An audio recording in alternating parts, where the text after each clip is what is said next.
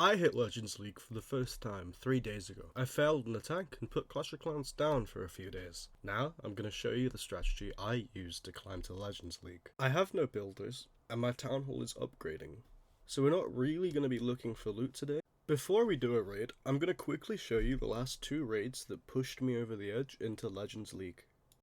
This strategy isn't for 3 stars. It's for 1 stars and 2 stars. You zap the air defenses, prepare your queen charge with baby dragons. Depending on how many buildings are in the area you want to funnel towards, you may only need a few baby dragons to clear the exterior buildings. Although some bases have a lot of buildings where you may want to funnel, so you might have to use most of your baby dragons to make the funnel. Just be sure to leave some to try and get the 50% after you've queen charged into the town hall. Initially I was using zaps and earthquakes in hopes that some bases would stack their air defenses so I could save 2 zaps if I could stretch the earthquake spell to hit both air defenses. But at the end of the day, I found the extra rage spell alongside a freeze spell to be far more useful, as it makes your queen charge far more consistent. You can freeze inferno towers, heroes, clan castle troops, scatter shots. Basically anything between your queen charge and the town hall that's a threat towards her. You want her alive until the town hall dies, because you don't have many other ways to get to the town hall. You might even want to freeze the town hall or the air sweepers.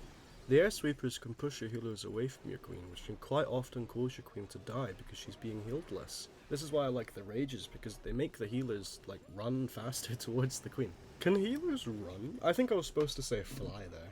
Another example could be the town hall. Sometimes the town hall could be hitting both your queen and the healers on your queen. This is obviously an issue because if the healers die, your queen dies.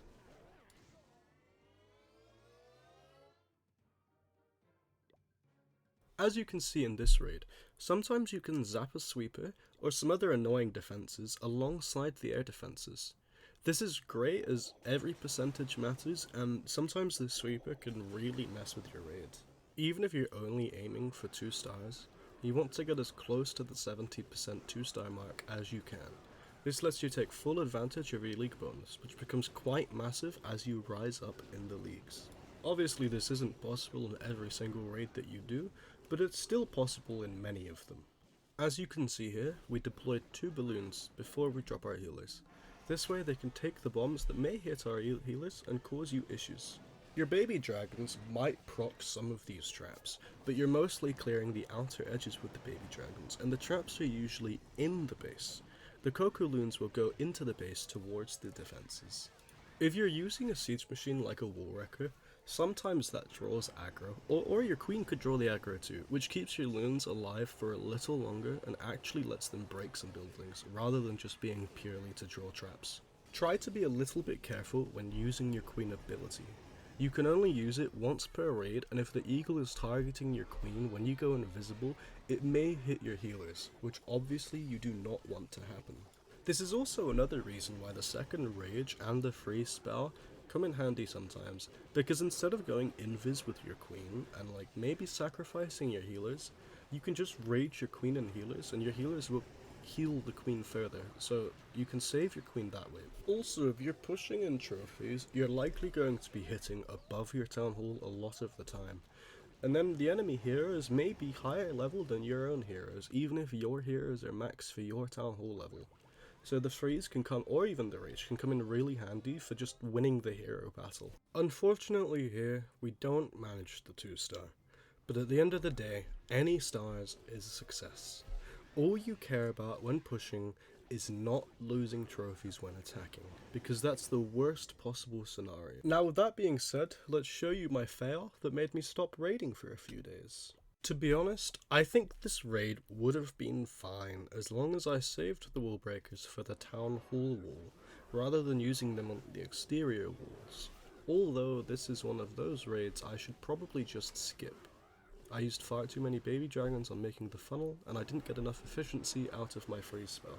This is a tough raid to rewatch, but you should always try to go over your failures to see where you have the potential to improve. Make the most out of your failures, despite the pain that it causes you.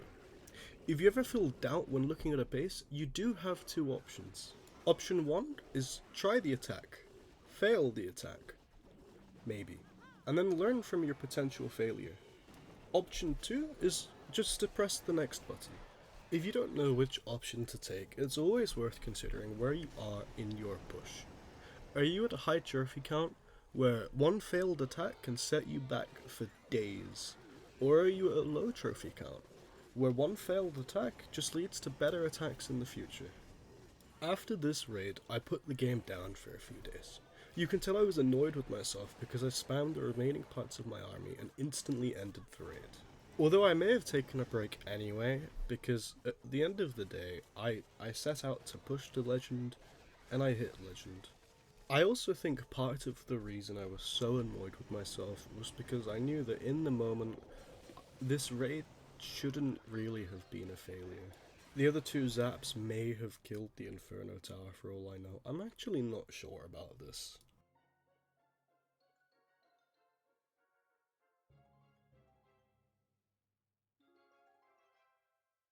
So we begin this raid by zapping the air defences on the side that we want to push into. Thankfully this base doesn't have that many trash buildings where we want to funnel, so we don't have to be concerned with our queen wandering through Narnia instead of going straight into the base, and towards the town hall.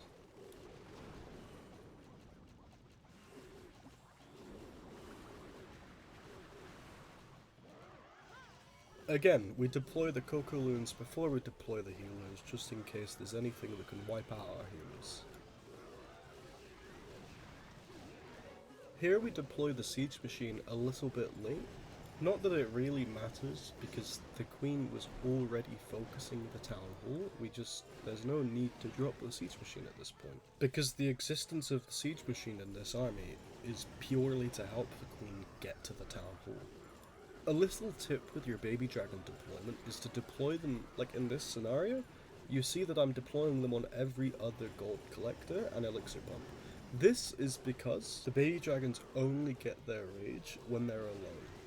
The goal is to use them in a similar way that you would use archers in the early town hall levels. I pan my camera away here to check the baby dragons and maybe kill the archer tower with those archers. But if you look at the top right of the screen, you can actually see an air sweeper going off. And if you pay attention to my queen's health bar, this is the moment that she begins to get low health. It's just like I was talking about earlier. One thing that's nice to have the spare rage isn't just to heal the healers more to keep the Archer Queen alive, it's also just to keep the healers on top of the Archer Queen, sort of like how you'd use a haste spell.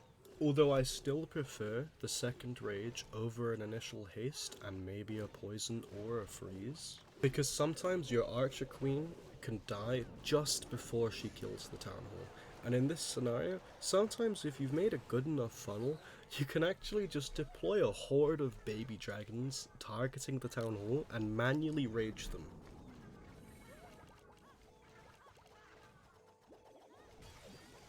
The loot isn't exactly that massive, but just look at the loot bonus. You can turn almost a lootless raid into a decent raid.